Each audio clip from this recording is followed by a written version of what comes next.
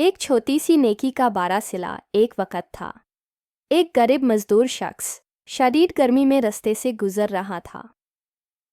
दोपहर का सूरज आग बरसा रहा था और उस शख्स के पास पीने के लिए पानी का एक आखिरी कतरा भी नहीं बचा था।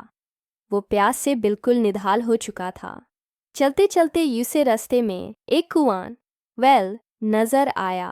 वो खुशी खुशी वहां पहुंचा, पानी निकाला और अपनी प्यास बुझाई।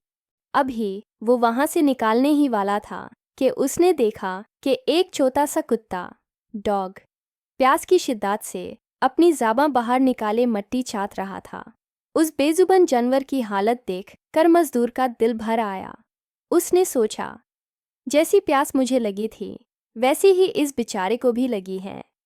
हालांकि रास्ता लंबा था और पानी निकालना मुश्किल, लेकिन उसने दोबारा कुएं से पानी निकाला, अपने जूते शू में भरा और उस कुत्ते के सामने रख दिया। उस बेजुबान ने जी भर कर पानी पिया और दुम हिलाते हुए वहां से चला गया। बरसों बीत गए, वो मजदूर बूढ़ा हो गया और उसकी मौत का वक़्त करीब आया। मरने के बाद किसी ने उस ख्वाब में देखा कि वो जन्नत के हसीन बगहों में टहल रहा है। उसने पूछा, आपको ये मुकाम कैसे मिला? आपने तो कोई बहुत बड़ा अमल नहीं किया था। उस शख्स ने मुस्कुराकर जवाब दिया, अल्लाह को मेरी वो छोटी सी नेकी पसंद आ गई। जब मैंने एक प्यासे कुत्ते को पानी पिलाया था, मेरे रब ने मेरी उस एक छोटी सी हमदर्दी के बदले मेरी सारी ज़िंदगी के गुनाह माफ़ कर दिए और मुझे जन्नत अता फरमा दी।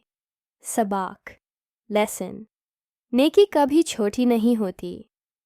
हो सकता है आपका किसी रास्ते से पत्थर हटा देना, किसी को देखकर मुस्कुरा देना या किसी बेजुबान की मदद कर देना ही आपकी बख्शिश का ज़रिया बन जाए। अल्लाह नियत देखता है, मिक़दार, क्वांटिटी नहीं।